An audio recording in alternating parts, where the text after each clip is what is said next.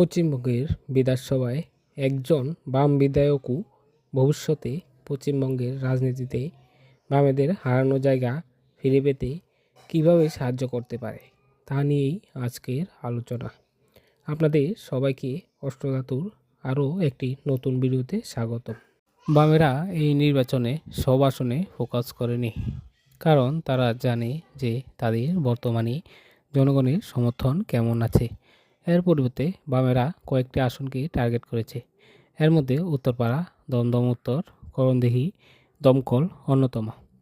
এর মধ্যে যদি একটি আসনও বামেরা জিতে, তবে তা দুই ফুলের জন্যই ভবিষ্যতে অনেক খারাপ হবে। এর কিছু কারণ আছে। বামেরা বর্তমানে শূন্য, কিন্তু এর মানে এই না যে পশ্চিমবঙ্গে বাম ভাবাপন্ন লোকের অভাব আছে।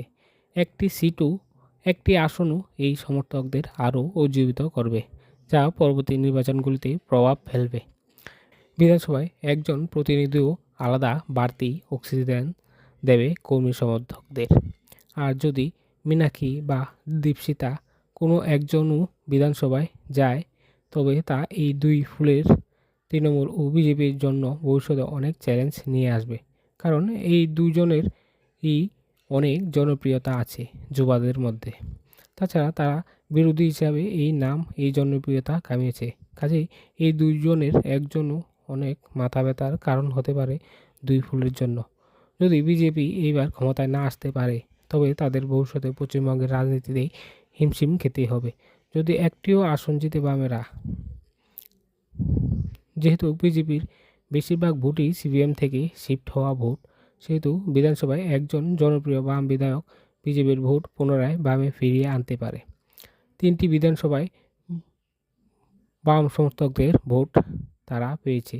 যদি বিজেপি এইবারও ক্ষমতায় না আসতে পারে, তবে তা ভবিষ্যতে তাদের সেই বাম ভোট পেতে খুব অসুবিধা করবে। আর যদি তৃণমূল হারে, তবে বিজেপির আমলে তৃণমূলের অবস্থা আরও খারাপ হবে। মমতা সেইভাবে রাজনীতিতে আসতে পারবেন না। আর অভিষেকের সেই জনপ্রিয়তা, সেই মাটি আঁকড়ে লড়াইয়ের অভিজ্ঞতা নেই।